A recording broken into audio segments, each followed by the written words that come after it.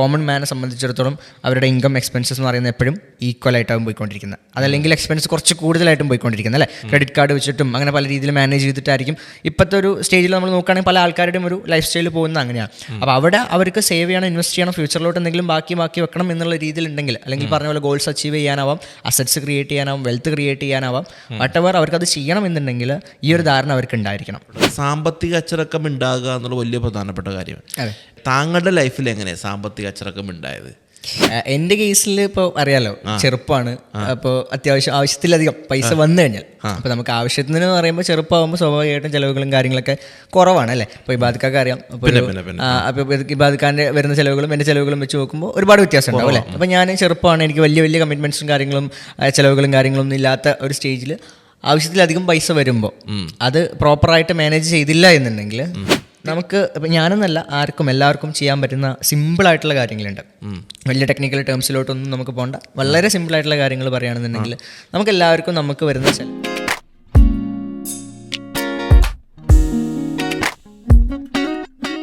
മറ്റൊരു പോഡ്കാസ്റ്റിംഗ് എപ്പിസോഡിലേക്ക് നമ്മുടെ എല്ലാ സുഹൃത്തുക്കൾക്കും സ്വാഗതം. നമ്മളുടെ സത്യം പറഞ്ഞാൽ ഈ യൂട്യൂബ് ചാനൽ തുടങ്ങുന്നതിൽ വൺ ഓഫ് ദ ഹിറ്റ് വീഡിയോകൾ ഒരു വീഡിയോ എനിക്ക് തോന്നുന്നു ഷിബിലിയുമായിട്ടുള്ളതാണ് അല്ലേ. ഷിബിലി ഈ വീടിൻ്റെ ഐശ്വര്യം എന്ന് എഴുതി വെക്കുന്ന പോലെ ഈ ചാനലിൻ്റെ ഐശ്വര്യം എന്ന് എഴുതി വെക്കേണ്ടി ഒരു കാര്യം അല്ല. ഷിബിലിയുടെ കേസ് പറയുകയാണെങ്കിൽ വളരെ ചെറുപ്പത്തിൽ തന്നെ ട്രേഡിങ്ങിലേക്ക് കടന്നു. അവിടെ ഒരു സാമ്പത്തിക അച്ചടക്കം ഉണ്ടാക്കി. നമ്മുടെ യുവതലമുറകൾക്ക്, ഞാൻ ഉൾപ്പെടെയുള്ള ആളുകൾക്ക് വളരെയധികം മോട്ടിവേഷൻ നൽകുന്ന ഒരാളാണ്. എന്നേക്കാൾ 19 വയസ്സിനേ ഇളയതാണ് ഷിബിലി. എന്നിട്ട് ആളുടെ ലൈഫിൽ വലിയൊരു അച്ചടക്കം ഉണ്ടാക്കുക എന്ന് പറഞ്ഞാൽ നമുക്ക് എല്ലാവർക്കും ഒരുപക്ഷെ അതൊരു പ്രചോദനമാകുന്ന കാര്യം. ഷിബിലി ഞാൻ റിയലി അപ്രീഷിയേറ്റ് ചെയ്യുന്നു. കാരണം ഇത്ര ചെറുപ്പത്തിൽ നിങ്ങളിത് ചെയ്യുന്നു, അച്ചടക്കം ഉണ്ടാകുക എന്നുള്ള വലിയൊരു കാര്യം. ഇപ്പോഴത്തെ തലമുറകൾക്ക് ഒരുപക്ഷെ അങ്ങനെ ഉണ്ടോ എന്ന് ചോദിച്ചാൽ ഒരുപക്ഷെ സംശയമാണ്. അപ്പോൾ എന്തായാലും പടച്ചവൻ എല്ലാവിധ അനുഗ്രഹങ്ങളും ജീവിതത്തിൽ നൽകട്ടെ. എല്ലാം അതിൻ്റെ നിങ്ങൾ ഉദ്ദേശിക്കുന്ന രൂപത്തിൽ നിങ്ങളുടെ ഉദ്ദേശശുദ്ധി പോലെ കാര്യങ്ങൾ നടക്കട്ടെ. അങ്ങനെയാണല്ലോ വേണ്ടത്. ശരി, ഞാൻ ഇതിനകത്ത് വളരെ പ്രധാനപ്പെട്ട സാമ്പത്തിക അച്ചടക്കം ഉണ്ടാകുക എന്നുള്ള വലിയ പ്രധാനപ്പെട്ട കാര്യമാണ്. ആക്ച്വലി സാമ്പത്തിക അച്ചടക്കം ഉണ്ടാകാനായിട്ട് താങ്കളുടെ ലൈഫിൽ എങ്ങനെയാണ് സാമ്പത്തിക അച്ചടക്കം ഉണ്ടായത്? അത് നമ്മുടെ ആളുകൾക്ക് ഒരുപക്ഷെ ഒരു ഹെൽപ്പാവും, ഒരു മെത്തേഡ് കൂടെ ആകട്ടെ. അതെ. എൻ്റെ കേസിൽ ഇപ്പോൾ അറിയാലോ, ചെറുപ്പമാണ്. അപ്പോൾ അത്യാവശ്യം ആവശ്യത്തിലധികം പൈസ വന്നു കഴിഞ്ഞാൽ, അപ്പോൾ നമുക്ക് ആവശ്യത്തിന് പറയുമ്പോൾ ചെറുപ്പമാകുമ്പോൾ സ്വാഭാവികമായിട്ടും ചിലവുകളും കാര്യങ്ങളൊക്കെ കുറവാണ് അല്ലേ. അപ്പോൾ ഇബാദ്ക്കാർക്ക് അറിയാം. അപ്പോൾ ഇബാദ്ക്കാൻ്റെ വരുന്ന ചിലവുകളും എൻ്റെ ചിലവുകളും വെച്ച് നോക്കുമ്പോൾ ഒരുപാട് വ്യത്യാസം ഉണ്ടാവും അല്ലേ. അപ്പോൾ ഞാൻ ചെറുപ്പമാണ്, എനിക്ക് വലിയ വലിയ കമ്മിറ്റ്മെൻറ്റ്സും കാര്യങ്ങളും ചിലവുകളും കാര്യങ്ങളൊന്നും ഇല്ലാത്ത ഒരു സ്റ്റേജിൽ ആവശ്യത്തിലധികം പൈസ വരുമ്പോൾ അത് പ്രോപ്പറായിട്ട് മാനേജ് ചെയ്തില്ല എന്നുണ്ടെങ്കിൽ തീർച്ചയായിട്ടും അത് പല തെറ്റായ വഴികളിലും അത് വിനിയോഗിക്കാം. അങ്ങനത്തെ പ്രശ്നങ്ങളൊക്കെ വരാം. അതാണിപ്പോൾ ഇന്ന് നമ്മളിപ്പോൾ ഈ യങ് ജനറേഷനെ കുറിച്ച് പറയുകയാണെന്നുണ്ടെങ്കിൽ, ഇപ്പോൾ ഞാൻ ആ ഒരു കാറ്റഗറിയിലുള്ള ഒരാളാണ്. സോ നമുക്ക് എക്സ്പീരിയൻസ് ചെയ്യാൻ പറ്റുന്നതാണ് ഓരോരുത്തരുടെ ആൾക്കാരും കാര്യങ്ങളൊക്കെ. അപ്പോൾ ആവശ്യത്തിലധികം പൈസ വരുമ്പോൾ അത് ദുരുപയോഗപ്പെടുത്തുന്നു എന്നുള്ളതിനപ്പുറം അതെങ്ങനെ മാനേജ് ചെയ്യാൻ അറിയില്ല എന്നുള്ളതാണ് അവിടുത്തെ ഒരു പ്രശ്നം വരുന്നത്. ഇപ്പം നേരത്തെ സിബാദ് പറഞ്ഞതെന്ന് പറഞ്ഞാൽ സാമ്പത്തിക അച്ചടക്കം എന്ന് പറയുമ്പോൾ അല്ലേ. അപ്പോൾ എൻ്റെ കേസിൽ എന്നെ സംബന്ധിച്ചിടത്തോളം എൻ്റെ ഒരു ലൈഫിൽ എനിക്ക് ഒരുപാട് കാര്യങ്ങളുണ്ട്. അത് നമ്മൾ ഇനീഷ്യലി തന്നെ ഞാൻ സാമ്പത്തിക അച്ചടക്കം ആദ്യം തന്നെ നമുക്ക് അങ്ങനെ തന്നെ ആയിരുന്നു. ചെറുപ്പം മുതലേ ഞാൻ അങ്ങനെ ശീലിച്ചു വന്നു. അങ്ങനെയൊന്നുമല്ല, നമുക്ക് ഓരോ അനുഭവങ്ങളിൽ നിന്നാണ് നമ്മൾ കാര്യങ്ങൾ പഠിക്കുന്നത്. അപ്പോൾ നമ്മൾ പ്രോപ്പറായിട്ടൊരു സാമ്പത്തിക അച്ചടക്കം ഇല്ലാത്ത ഒരു സിറ്റുവേഷനിൽ ഒരു സെറ്റ് ബാക്ക് ഫേസ് ചെയ്യേണ്ടി വന്നു കഴിഞ്ഞപ്പോഴാണ് നമ്മൾ അതിനെക്കുറിച്ച് ചിന്തിക്കുന്നത്. നമുക്കങ്ങനെ ഒരു സംഭവം സംഭവിച്ചു കഴിയുമ്പോഴാണ് നമ്മൾ എന്ത് ചെയ്യുന്നത്, ഓക്കെ ഞാനിത് പ്രോപ്പറായിട്ട് മാനേജ് ചെയ്തിരുന്നു എന്നുണ്ടെങ്കിൽ, എനിക്ക് കിട്ടിയ പൈസയൊക്കെ ഞാൻ സേവ് ചെയ്യായിരുന്നു എന്നുണ്ടെങ്കിൽ എനിക്ക് ഇന്ന് ഈ ഒരു ഇഷ്യൂ വരില്ലായിരുന്നു, അല്ലെങ്കിൽ എനിക്ക് ഇന്ന് ഇവിടെ സ്ട്രഗിൾ ചെയ്യേണ്ട ഒരു സിറ്റുവേഷൻ വരില്ലായിരുന്നു. പ്രശ്നത്തിൽ നിന്നാണ് ഒരു ഓപ്പർച്യൂണിറ്റി. അപ്പോൾ അവിടെ എന്താണ് പ്രശ്നം എന്ന് വെച്ച് കഴിഞ്ഞാൽ, നമ്മൾ അങ്ങനെ ഒരു ഫേസ് ചെയ്ത് സിറ്റുവേഷനിൽ നിൽക്കുമ്പോൾ നമ്മളെന്താ പറയുക, രോഗം വന്നിട്ട് ചികിത്സിച്ചിട്ട് കാര്യമില്ല, രോഗം വരുന്നതിന് മുന്നേ അതിനുള്ള പ്രിക്കോഷൻ എടുക്കുകയാണ് നല്ലതെന്ന് പറയും അല്ലേ. അതുപോലെ തന്നെയാണ് നമുക്കതിൽ ആൾക്കാർക്ക് പറഞ്ഞു കൊടുക്കാനുള്ള കാര്യം. നമ്മളത് എക്സ്പീരിയൻസ് ചെയ്തു, അതിൽ നിന്ന് നമ്മൾ സ്ട്രഗിൾ ചെയ്തു, നമുക്ക് അൽഹംദുലില്ലാ അതിൽ നമുക്ക് റിക്കവർ ചെയ്ത് വരാൻ പറ്റി. പക്ഷേ അതെല്ലാവർക്കും പറ്റിക്കൊള്ളുന്നില്ല. പല ആൾക്കാരും പല ഫൈനാൻഷ്യൽ സ്ട്രഗിൾസിലും ക്രൈസിസിലും പോകുന്നതിൻ്റെ സിറ്റുവേഷൻസും ഇതാണ്.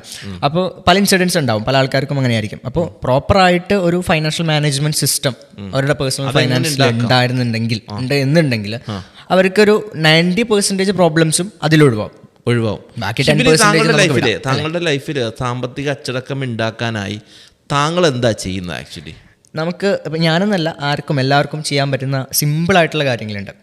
വലിയ ടെക്നിക്കൽ ടേംസിലോട്ടൊന്നും നമുക്ക് പോകണ്ട. വളരെ സിമ്പിളായിട്ടുള്ള കാര്യങ്ങൾ പറയുകയാണെന്നുണ്ടെങ്കിൽ നമുക്ക് എല്ലാവർക്കും നമുക്ക് വരുന്ന ചിലവുകളെക്കുറിച്ചും നമുക്ക് വരുന്ന വരുമാനത്തെക്കുറിച്ചും നമുക്കൊരു ധാരണ ഉണ്ടെങ്കിൽ തന്നെ അത് വലിയൊരു അഡ്വാൻറ്റേജ് ആണ്.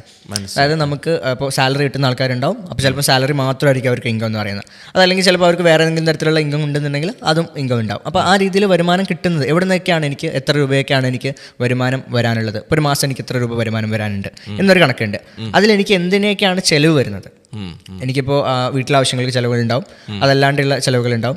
പല രീതിയിൽ നമുക്കിതിന് ക്ലാസിഫൈ ചെയ്യാൻ പറ്റും. ഫിക്സഡ് എക്സ്പെൻസസ് ഉണ്ടാവും, വേരിയബിൾ എക്സ്പെൻസസ് ഉണ്ടാവും, അല്ലേ, പല രീതിയിലാണ്. ഇപ്പോൾ നമുക്ക് എൻ്റർടൈൻമെൻറ്റ് പർപ്പസിന് നമ്മൾ യൂസ് ചെയ്യുന്ന, അല്ലെങ്കിൽ ഡ്രിങ്ക്സ്, ട്രാവലിംഗ് കാര്യങ്ങൾ, ഹോട്ടൽ കാര്യങ്ങൾ, അതിന് നമുക്ക് സ്പെൻഡ് ചെയ്യുന്നത്, അങ്ങനെ പല രീതിയിലായിരിക്കും നമുക്ക് സ്പെൻഡിങ് വരുന്നത്. അപ്പം നമ്മളുടെ ചിലവുകളെക്കുറിച്ച് നമുക്കൊരു ധാരണ ഉണ്ടായിരിക്കണം. അറ്റ്ലീസ്റ്റ് നമ്മളുടെ ചിലവുകളെക്കുറിച്ച് നമുക്കൊരു ധാരണ ഉണ്ടായിരിക്കണം. അപ്പോൾ അവിടെ നമുക്ക് മനസ്സിലാക്കാൻ പറ്റും അനാവശ്യമായിട്ട് നമ്മൾ എവിടെയാണ് ചിലവാക്കുന്നത്. അതുപോലെ ആവശ്യമായ സ്ഥലത്ത് നമ്മൾ ചിലവാക്കാത്തടത്ത് നമുക്ക് ചിലവാക്കേണ്ടതുണ്ടാവും. അപ്പോൾ അവിടെ നമ്മൾ ചിലവാക്കാണ്ട് അനാവശ്യമായിട്ട് നമ്മൾ കൂടുതൽ ചിലവാക്കുന്നുണ്ടാവും. അപ്പോൾ അത് കുറക്കാനും അഡ്ജസ്റ്റ് ചെയ്യാനൊക്കെ നമുക്ക് പറ്റണമെന്നുണ്ടെങ്കിൽ നമുക്ക് ഈ പറഞ്ഞ പോലെ നമ്മളുടെ വരുമാനത്തെക്കുറിച്ചും നമ്മളുടെ ചിലവുകളെക്കുറിച്ചും നമുക്ക് അറ്റ്ലീസ്റ്റ് ഒരു ധാരണ ഉണ്ടായിരിക്കണം. അതിന് നമ്മൾ ടെക്നിക്കലി പറയുകയാണെങ്കിൽ നമ്മൾ ബഡ്ജറ്റിംഗ് എന്ന് പറയും, അല്ലേ. ബഡ്ജറ്റിംഗ് നമ്മൾ പ്രോപ്പറായിട്ടുള്ള ഒരു ബഡ്ജറ്റ് കീപ്പ് ചെയ്യുക. നമ്മളുടെ പേഴ്സണൽ ഫൈനാൻസിൽ ഒരു ബഡ്ജറ്റ് കീപ്പ് ചെയ്യുക എന്ന് പറയുമ്പോൾ ഒന്നുമില്ല. നമ്മൾ പഴയ ആൾക്കാർ ഇപ്പോൾ നമ്മുടെ കാരണവന്മാരൊക്കെ നോക്കുകയാണെന്നുണ്ടെങ്കിൽ എല്ലാവരും കറക്റ്റായിട്ട് ഡയറിയിലൊക്കെ എഴുതി വെക്കുന്നുണ്ടാവും.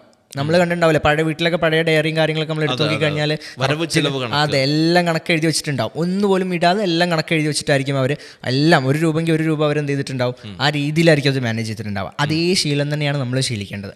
അപ്പോൾ അതിൽ നമ്മൾ ഡയറി എടുത്ത് എഴുതി വെക്കാമെന്നല്ല ഞാൻ പറയുന്നത്. നമുക്ക് ഒരുപാട് ഓപ്ഷൻസ് ഇപ്പോൾ അവൈലബിൾ ആണ്. ബജറ്റിംഗ് ആപ്പുകൾ അവൈലബിൾ ആണ്. നമ്മുടെ മൊബൈലിൽ തന്നെ നമുക്ക് ബജറ്റ് ചെയ്യാൻ പറ്റുന്ന പല രീതിയിലുള്ള അതിൻ്റെ റിപ്പോർട്ട്സും കാര്യങ്ങളും അതിൽ നിന്ന് നമുക്ക് അനലൈസ് ചെയ്യാനുള്ള കാര്യങ്ങളൊക്കെയുള്ള ഒരുപാട് ഓപ്ഷൻസ് നമുക്ക് അവൈലബിൾ ആണ്. അപ്പോൾ അത്തരത്തിൽ അതെ, ഇപ്പം ഞാൻ പേഴ്സണലി ചെയ്യുന്നത് ഞാൻ ഒരു എക്സൽ ചെയ്യുന്നുണ്ട്.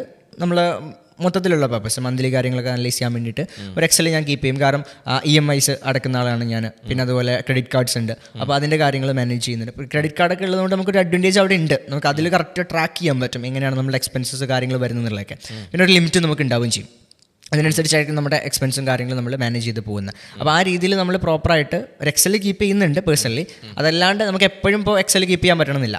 ഇപ്പോൾ നമ്മൾ ട്രാവലിങ്ങിലാകുമ്പോഴാണെന്നുണ്ടെങ്കിലും നാട്ടിലും ഇവിടെ അവിടെയൊക്കെ ആയിട്ട് നമ്മൾ ട്രാവൽ ചെയ്യുന്ന സിറ്റുവേഷൻസിലും കാര്യങ്ങളൊക്കെ ആകുമ്പോൾ നമുക്ക് എപ്പോഴും സിസ്റ്റത്തിൽ എക്സൽ കീപ്പ് ചെയ്യാന്ന് പറയുന്നത് പോസിബിൾ അല്ല. അപ്പോൾ അതിന് ഒരു സൊല്യൂഷൻ എന്നുള്ള രീതിയിലാണ് നമ്മൾ മൊബൈൽ ആപ്പുകൾ, ഒരുപാട് ആപ്പുകൾ നമ്മൾ ഉപയോഗിക്കാൻ പറ്റുന്ന ആപ്പുകൾ. അപ്പോൾ ഞാൻ ഉപയോഗിക്കുന്ന ഒരു ബജറ്റിംഗ് ആപ്പ് ഉണ്ട്. അപ്പോൾ ആ ഒരു ആപ്പിൽ നമുക്ക് ഈ പറഞ്ഞ പോലെ നമ്മളുടെ ഓരോ ദിവസത്തെയും അന്നുള്ള ചിലവുകളും കാര്യങ്ങളും നമുക്ക് എന്ത് ചെയ്യാൻ പറ്റും, അതുപോലെ തന്നെ വരവും കാര്യങ്ങളൊക്കെ നമുക്ക് നോട്ട് ചെയ്ത് വെക്കാൻ വേണ്ടി പറ്റും. അപ്പോൾ അങ്ങനെ നമ്മൾ നോട്ട് ചെയ്തിടുമ്പോൾ ഒരു അഡ്വാൻറ്റേജ് എന്ന് വെച്ചാൽ നമ്മൾ വിട്ടുപോകത്തില്ല.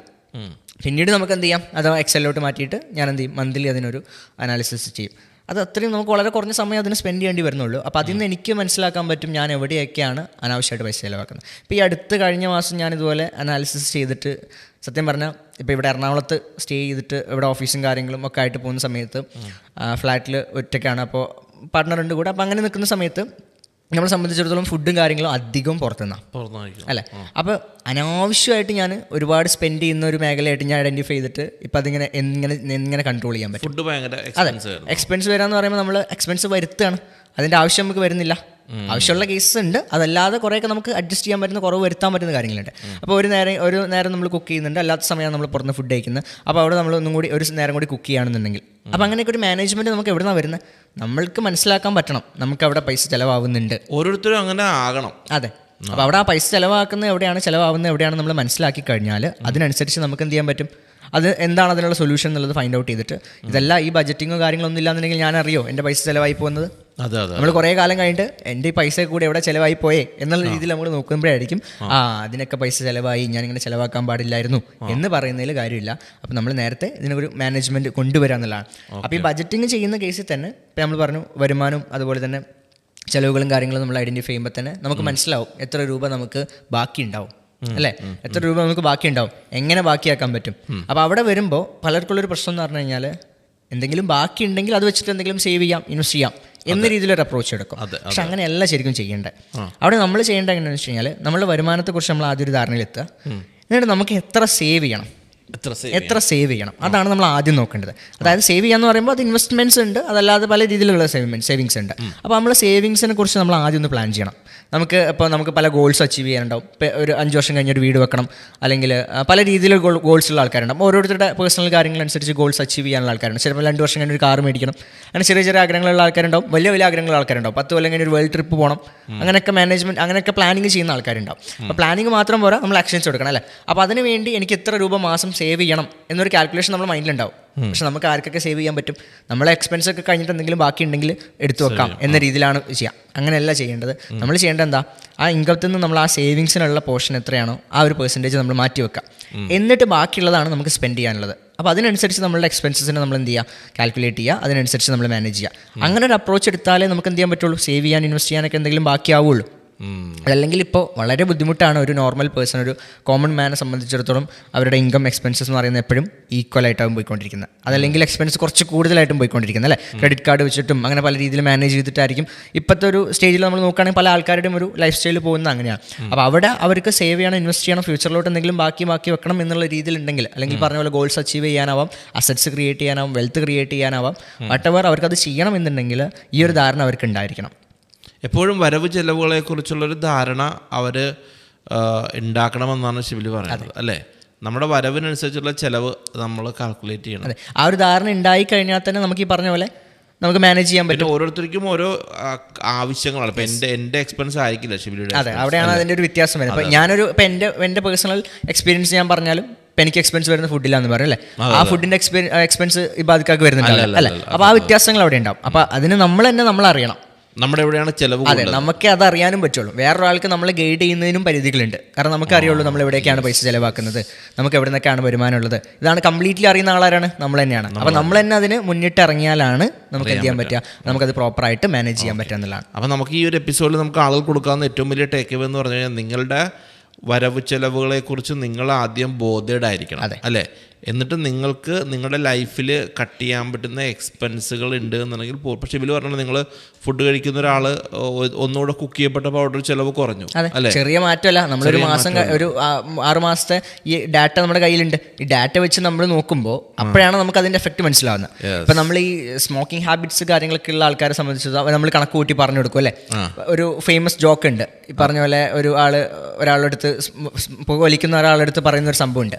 നിങ്ങൾ ഒരു മാസം എത്ര രൂപ ചിലവാക്കുന്നു, ആ ഇത്ര രൂപ നിങ്ങൾ ഇത്ര വർഷമായിട്ട് 20 വർഷമായിട്ട് പുക വലിക്കുന്ന ഒരാളെടുത്ത് നിങ്ങൾ 20 വർഷമായിട്ട് ഈ പൈസ സേവ് ചെയ്യായിരുന്നു എന്നുണ്ടെങ്കിൽ നിങ്ങൾക്കിപ്പോൾ ഒരു ഫെറാറി കാർ അല്ലെങ്കിൽ BMW കാർ മേടിക്കാനുള്ള പൈസ ഉണ്ടാവുമായിരുന്നു എന്ന് ചോദിക്കുമ്പോൾ തിരിച്ച് അവർ ചോദിക്കുന്ന ഒരു ചോദ്യമാണ്, എന്നിട്ട് നിങ്ങളുടെ BMW കാർ എവിടെയെന്നുള്ള അല്ലേ. അതൊരു ഫേമസ് ജോക്കാണ്, പക്ഷെ അതിൽ പറയുന്നൊരു കാര്യമുണ്ട്.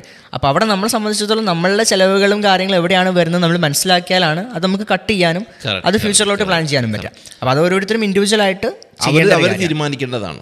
അപ്പോൾ എന്തായാലും ഈ ഒരു എപ്പിസോഡ് നമ്മൾ വൈൻഡ് അപ്പ് ചെയ്യുമ്പോൾ നമ്മുടെ ഓഡിയൻസിനോട് പറയുന്നത് നിങ്ങളുടെ വരവ് ചെലവുകളെ കുറിച്ച് നിങ്ങൾ ബോധേഡാകുക. അതെ, അതിലൊരു കാര്യം കൂടി ഉള്ളതെന്ന് പറയുന്നത്, ഇപ്പോൾ ആഡ് ഓൺ ചെയ്യുകയാണെന്നുണ്ടെങ്കിൽ പലർക്കും വേറൊരു കൺസെപ്റ്റ് ഉള്ളത്. ഇപ്പോൾ നമ്മൾ പറഞ്ഞപ്പോഴാണെങ്കിലും എക്സ്പെൻസിനെക്കാട്ടിലും ഇമ്പോർട്ടൻസ് സേവിങ്സിനാണെന്നുള്ളതൊക്കെ നമ്മൾ പറഞ്ഞു. പറയാൻ എളുപ്പമാണ്, പക്ഷേ അത് പ്രാക്ടിക്കലി ചെയ്യുമ്പോൾ അത്ര എളുപ്പമാവണമെന്നില്ല. കാരണം അവരുടെ എക്സ്പെൻസസും കാര്യങ്ങളും ഒരു പരിധി വരെയൊക്കെ നമുക്ക് ലിമിറ്റ് ചെയ്യാൻ പറ്റുള്ളൂ. പക്ഷേ സേവ് ചെയ്യാനും ഇൻവെസ്റ്റ് ചെയ്യാനും നമുക്ക് അവിടെ ഒരു ഓപ്ഷൻ എന്ന് പറയുന്നത് നമ്മളെ ഇൻകം കൂട്ടുക എന്നുള്ളതാണ്. അതെ, ഇൻകം കൂട്ടാനുള്ള ഓപ്ഷൻസ് എന്തൊക്കെയാണ്? ഇപ്പോൾ വർക്ക് ചെയ്യുന്ന ആൾക്കാരാണെന്നുണ്ടെങ്കിൽ അതിൻ്റെ കൂടെ സൈഡ് ഹസൽസ് കാര്യങ്ങൾ അല്ലെങ്കിൽ മറ്റ് ഇൻവെസ്റ്റ്മെൻറ്റ്സ് കണ്ടെത്തിയിട്ട് അതിൽ കൂടെ എങ്ങനെ പാസീവ് ഇൻകംസ് കാര്യങ്ങൾ ക്രിയേറ്റ് ചെയ്യാൻ പറ്റും. ഇനിയിപ്പോൾ ഒരു ഇൻവെസ്റ്റ്മെൻറ്റും ഇല്ലാതെ തന്നെ ഒരുപാട് മൾട്ടിപ്പിൾ ഇൻകം സോഴ്സസ് ക്രിയേറ്റ് ചെയ്യാൻ പറ്റുന്ന ഓപ്ഷൻസ് നമുക്ക് ഇന്ന് ഇൻ്റർനെറ്റും കാര്യങ്ങളുള്ള സമയത്ത് ഒരുപാട് ഓപ്ഷൻസ് നമുക്ക് അവൈലബിൾ ആണ് അല്ലേ. അപ്പോൾ അതൊക്കെ യൂസ് ചെയ്തിട്ട് നമ്മുടെ ഇൻകം എത്രത്തോളം കൂട്ടാൻ പറ്റും. കാരണം വരുമാനം നമുക്ക് കുറവാണ്, നമുക്ക് അതിനനുസരിച്ചുള്ള എക്സ്പെൻസ് വരുന്നുണ്ട്, നമുക്ക് സേവ് ചെയ്യാൻ പറ്റുന്നില്ല. ഓക്കെ, അപ്പോൾ നമ്മൾ ചെയ്യേണ്ടത് എന്താ, വരുമാനം കൂട്ടാനാണ് കൂടുതൽ ട്രൈ ചെയ്യേണ്ടത്. എക്സ്പെൻസ് ഇപ്പോൾ ഒരു 15,000 രൂപ എക്സ്പെൻസ് ഉള്ള ഒരാൾക്ക് അത് കുറക്കാന്ന് പറയുമ്പോൾ ഏറിപ്പോയ ഒരു 1,000 രൂപ 2,000 രൂപ കുറക്കാൻ പറ്റും, ഏറിപ്പോയല്ലേ. അതെന്താ, അയാളുടെ ഏറ്റവും അത്യാവശ്യമായിട്ടുള്ള കാര്യങ്ങളിൽ എന്തെങ്കിലും ഒന്ന് കുറച്ചിട്ടായിരിക്കും ചെയ്യുന്നത്. അല്ലെങ്കിൽ പുറത്ത് പോയി ചിലപ്പോൾ ഒരു ആഴ്ച ഒരു ഫുഡ് കഴിക്കുന്നുണ്ടാവും, അത് ഒഴിവാക്കിയിട്ടൊക്കെ ആയിരിക്കും ചിലപ്പോൾ അത് ചെയ്യുന്നത്. അപ്പോൾ അങ്ങനെ നമ്മൾ പിശുക്കി ജീവിക്കുന്നതിൽ കാര്യമില്ല, അതും കൂടെ അതിന് കൂടെ ആഡ് ഓൺ ചെയ്യേണ്ട കാര്യമാണ്. അതായത് നമ്മൾ അങ്ങനെ പിശുക്കി ജീവിച്ചിട്ട് കുറേ എടുത്ത് വെച്ചിട്ട് നമ്മൾ എത്ര കാലം ജീവിക്കും എന്ന് പറയാൻ പറ്റില്ല അല്ലേ. അപ്പോൾ നമ്മൾ ജീവിക്കുമ്പോൾ നല്ല രീതിയിൽ ജീവിക്കണം, പക്ഷെ നമുക്ക് ഫ്യൂച്ചറിലോട്ടുള്ള ഒരു പ്ലാനിങ്ങും കാര്യങ്ങളും മണി മാനേജ്മെന്റും കാര്യങ്ങളും ഉണ്ടായിരിക്കും. അതുകൂടെ അതിന് കൂടെ ആഡ് ഓൺ ചെയ്യുന്നതാണ്. അപ്പോൾ നമ്മുടെ ആളുകൾ എന്തായാലും ശിവലി പറഞ്ഞ പോലെ അദ്ദേഹത്തിൻ്റെ ഒരു എക്സ്പീരിയൻസ് എന്ന് പറയുന്ന കാര്യങ്ങളാണ്. അതെ, അപ്പോൾ അതെന്തായാലും അത് പാലിച്ച് മുന്നോട്ട് പോട്ടെ എല്ലാവരും. അതെ, അപ്പോൾ ഓൾ ദി ബെസ്റ്റ്. അടുത്ത എപ്പിസോഡിൽ വീണ്ടും കാണാം. Thank you.